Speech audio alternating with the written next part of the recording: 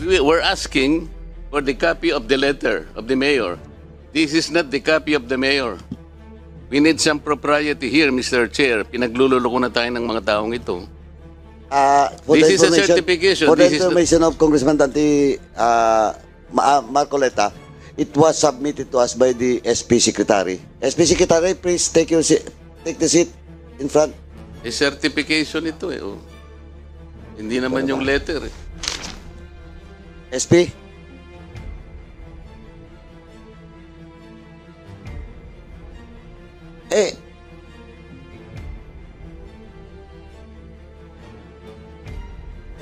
Nasaan po yung letter Hindi na itong sinasabi request natin? namin.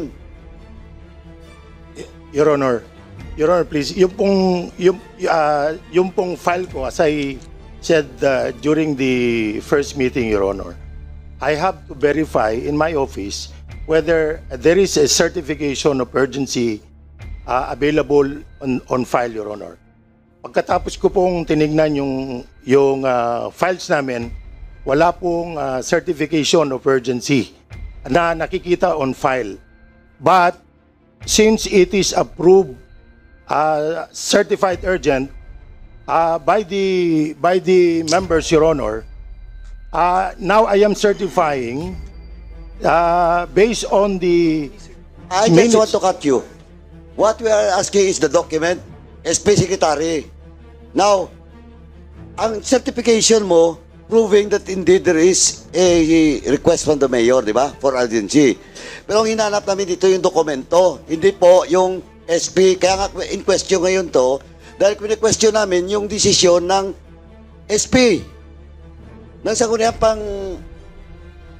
pangbayan. And you're telling us, what we need is the document. Now, if you don't have the document, indeed, hindi totoo po. Nagpadalang mayor. Your Honor, yung pong, let me explain, Your Honor. Yung pong, kaya nga po sabi ko nung unang hearing natin, I think I was several times asked about this, whether that certification is available in my office. During that time, I'm not very sure, Your Honor. Now, I am telling the Honorable Committee, Your Honor, after a diligent effort to find the document, I cannot find one, Your Honor. Maybe because it was not filed in my office or it was given directly to the Vice Mayor or the presiding officer during that time. But I am certifying since it is in the minutes of the meeting that it was approved, certified urgent, Your Honor. Mr. Chairman, the right protocol. Okay. Manakop has requested all the documents. Now, Chairman Manakop, pero of course, we will discuss about the submission of the SP Secretary. All those other documents, COMSEC will just check if, as of today, this morning, na-submit na ba yung mga dokumento, no? But of course, yung question of the document that was submitted by the SP Secretary, pwede natin tuloy yung pag-discussion. Mr. Chair. Mr. Chair. Sandali, one. Wait. Isa lang. Just to clarify the procedure on certifying as urgent a resolution, because I came from an LGU also. Before the mayor or the secretary can certify a resolution as urgent, there must be a letter coming from the chief executive, in this case whether the mayor or the governor, requesting the Sangguniang Bayan or the Sangguniang Panlalawigan to certify as urgent this certain resolution. Without that request, how can you certify something that was never requested before? So, malamang yan, binudo lang yan, wala namang request. Ngayon, dahil nahuli nga sila, nag-certify ngayon ng issue ng certification. That certification can always be antedated. The proper procedure, just like as the President, if you want something, a bill passed, he certifies it urgent, he sends a letter to Congress. Ganun din po sa LGU, whether provincial government or municipal government. So in this case, you did not follow the proper procedure. How can you certify something as urgent when there was never a request from the mayor? Yun lang po, Mr. Thank you, Congressman Pimentel. Anyway, before I recognize Vice Chair Flores, SB Secretary, ang nirequest mo kasi last hearing, yung dokumento mismo, hindi mo nakita. Di ba? Oh. Why did you make a certification? Ang hinahanap dito sa committee, sadali. Please, wait to be recognized before you speak. Ang hinahanap dito last hearing is the document itself. Yung request, certified urgent. Yun ang hinahanap. Now, sabi mo kanina, hindi mo nakita. Then why did you certify? Because the order of this committee is to produce that document, not your certification.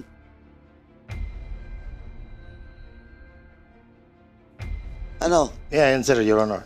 Of course, please Apo. proceed. Yung pong ang SB Secretary po, kung ano lang po yung file sa office ko, I will take care of that document as an official record of the council. Yung pong pag sinabi ng mga SB members, certified urgent yan, I cannot question that, Your Honor. Kasi po, they are I cannot be better than them, Your Honor. No, Mr. Okay, Chair. Mr. Chair. Chairman Fernandez. Now, what I'm telling you, this Pare tayo committee LGU dito eh. directed you to produce the document, di ba? O walang dokumento, tama? Bakit ka magsicertify? Kasi ang order ng committee is for you to produce. Now you're justifying yung question ngayon dun sa issue ng certificate of urgency. May I answer, Your Honor. Oh, Apo, ako, I just like to warn you. Pag inulit-ulit mo yung sagot mo, hindi ka pwedeng lumusot dito. Kasi alam na namin na hindi mo nakita. Na ang tanong ko, please diretso mong sagutin. Bakit ka nag-certify hindi mo nakita? may I read my certification for the record, Your Honor? Ano po? May I read? There Your will be Honor? no need, Mr. Chair. Maliwanag na po ito. Ano pong pangalan nyo? George Carino po. Your George Honor. Carino, ikaw ang Sangguniang Bayan Secretary. Opo. Ilagay mo doon sa minutes of the meeting, January 14, 2020, na certified urgent itong resolution na ito. It is in the minutes. Ito, nakalagay rito. Sinertify mo na urgent dahil sa sinabi ng mga members ng Sanggunian? Yes, sir. Ganun ba ang patakaran ninyo ngayon? Pag sinabi nilang urgent without even looking at the certification or letter of urgency by the mayor, gagawin mo na certified urgent? Based po dun po, opo, kapag sinabi po nila. Kasi Pag sinabi ng sanggunian mo nang hindi mo nakikita yung sulat ng mayor, isa-certify mo?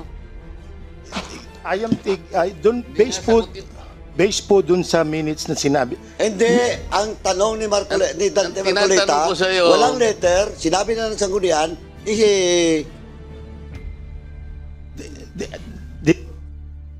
Mr. Chair, sumumpa na ba ito? Dito po sa minutes Sandali namin. lang. Walang letter. Tama o hindi? Opo, tama po. O, bakit ka nag-certify na urgent coming from the office of the mayor nandito sa minutes? Kasi Nang hindi po- mo nakikita yung letter. Kasi po sabi ng presiding officer, Teka muna, tinatanong ko, bakit ka nag-certify dito sa minutes mo na merong certified urgent sa mayor nang wala? based po dun sa sinabi ng So presiding ano paniniwalaan mo? Yung letter ng mayor o yung based sa sinabi ng mga kasama mo sa konseho ninyo? with due respect, Your Honor, siyempre po kung anong sinabi ng presiding officer at kami po kaming SB Secretary o ako bilang SB Secretary, kumukuha lang po ako ng notes based doon sa mga sinasabi ng membro.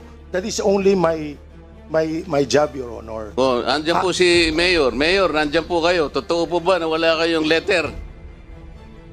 Your Honor, Mr. Chairman, the honorable members of the committee.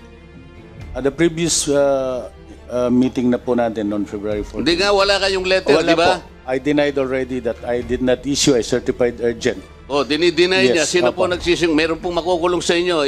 Either kayo o yung inyong Lahat po secretary sila ng Sangguniang Bayan. Nag-certified ako. Wala po. Lahat ng members of the councils na Pero Mr. Chair, nagsabi. Mr. Chair. Inuulit ko lang po yung nakarang nating hearing, no? I denied already the certificate of urgency of that resolution.